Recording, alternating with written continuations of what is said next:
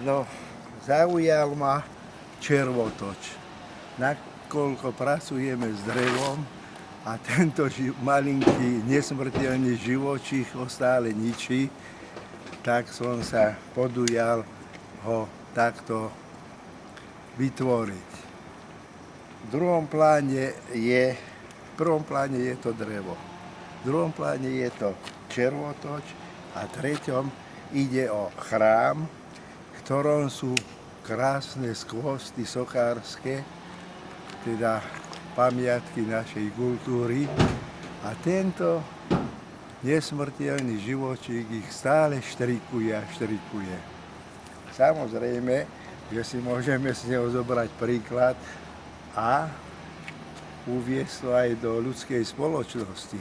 Že aj v ľudskej spoločnosti máme podobných červotočov, ktorí rýpu a znehodnocujú život a idú nám na nervy, alebo kazia nám dobrý život. Páčia sa mi hory, páči sa mi prostredie, vzduch, ohromne sa tu dýcha a aj samotný kolektív. Veď je tu takmer zastúpený celý svet. Krásne dámy a kolegovia, Fínka, Dánka, Švédka, Američan a tak ďalej. Hotel je tiež výborný, stravovanie máme výborné, ubytovanie, tak skutočne je to relaxácia, aby sme tu nabrali aj síl do ďalšej práce.